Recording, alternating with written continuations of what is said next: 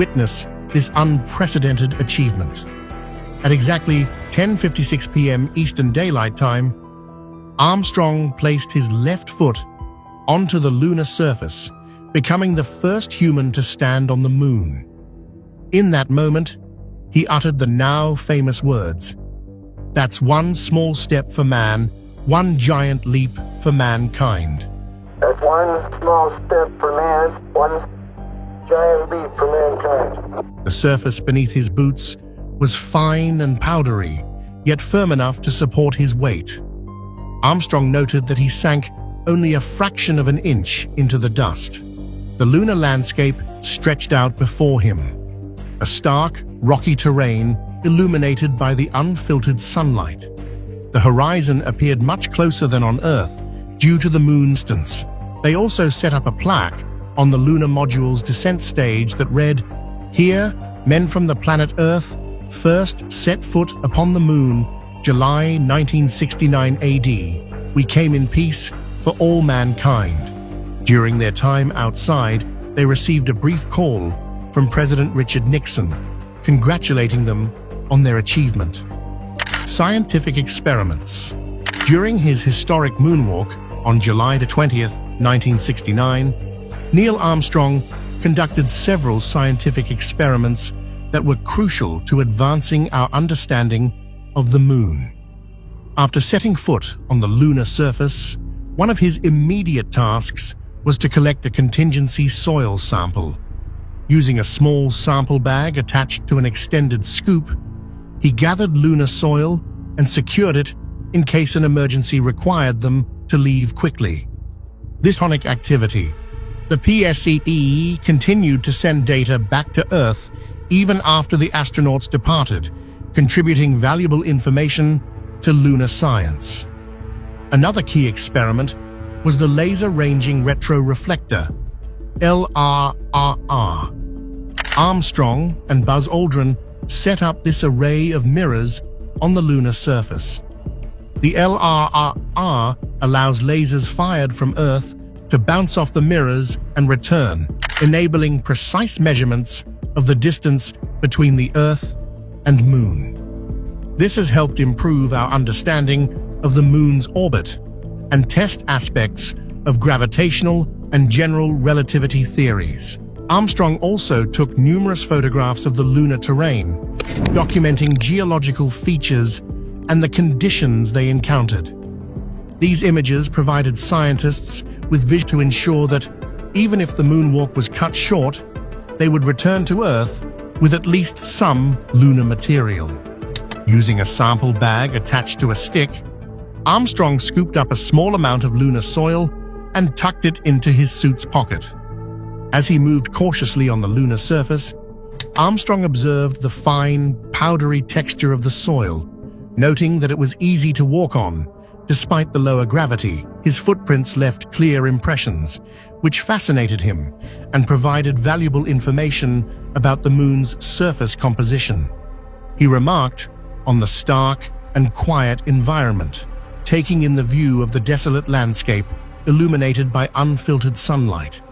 Armstrong then proceeded to collect further samples, including rocks and additional soil.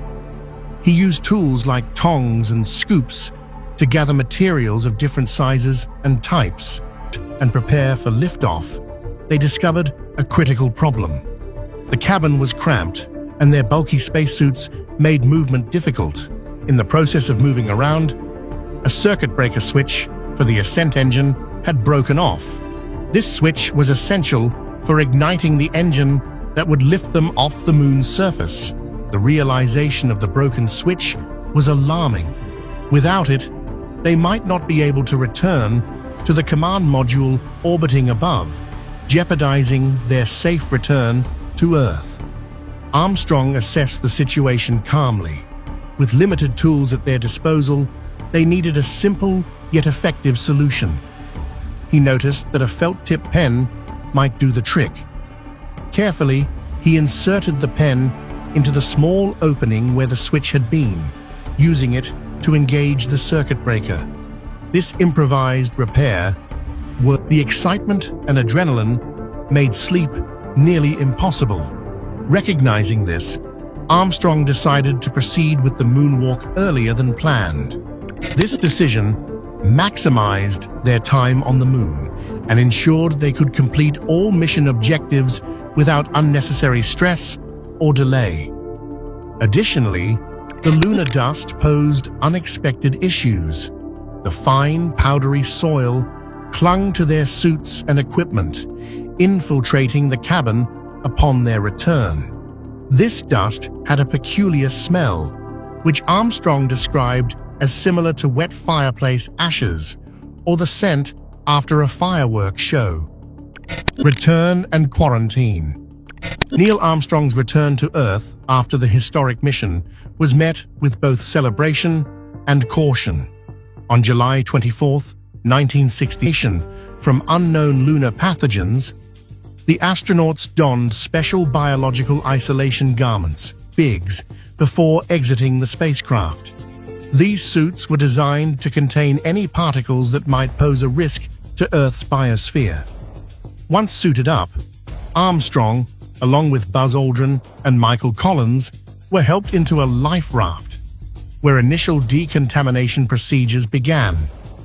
From the life raft, they were hoisted by helicopter to the deck of the USS Hornet, the primary recovery ship.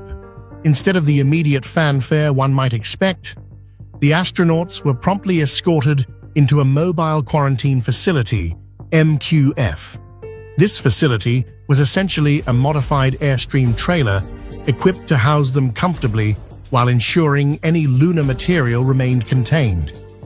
The quarantine was a precautionary measure, reflecting concerns. Samples collected from the moon were also analyzed to identify any potential biohazards.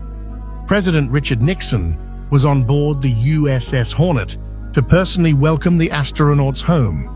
Unable to shake hands due to the quarantine, he spoke to them through a window of the MQF, expressing the nation's pride and gratitude. The MQF was later flown to the Johnson Space Center in Houston, Texas, where the astronauts continued their quarantine. Despite the confinement, they were able to communicate with their families and participate in debriefings about the mission.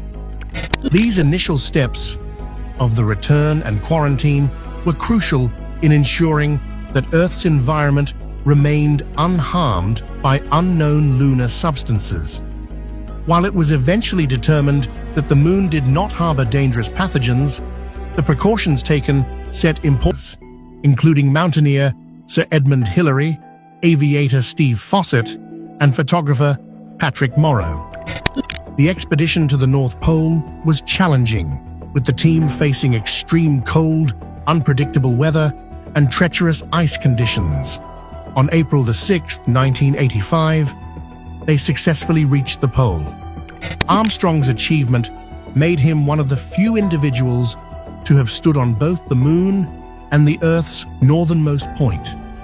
This adventure allowed him to compare the stark environments of the lunar surface and the Arctic, deepening his appreciation for Earth's unique landscapes. Beyond his polar exploration, Armstrong remained active in the fields of aviation and space.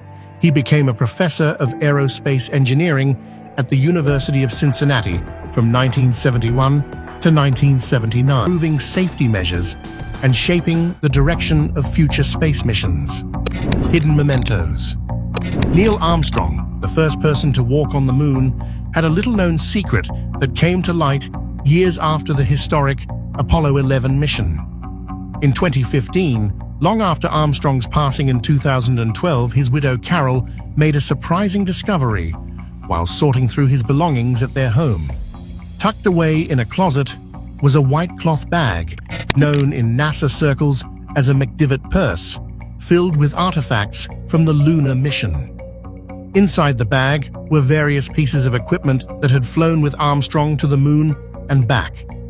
Among these items was the 16mm data acquisition camera, the very device that had captured moving images of the lunar module's descent and Armstrong's iconic first steps on the moon's surface.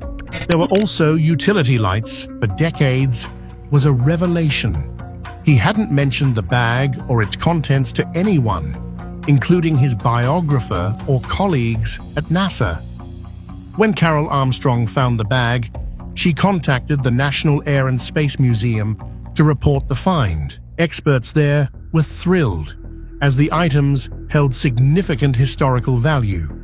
The artifacts were catalogued and added to the museum's collection, providing new insights into the Apollo 11 mission and the personal experiences of its crew. Armstrong's discreet preservation of these mementos reflects his humble nature. He was known for shying away from the spotlight, often deflecting attention to the collective efforts of the thousands who made the lunar landing possible. The hidden artifacts serve as a tangible connection to one of humanity's greatest achievements,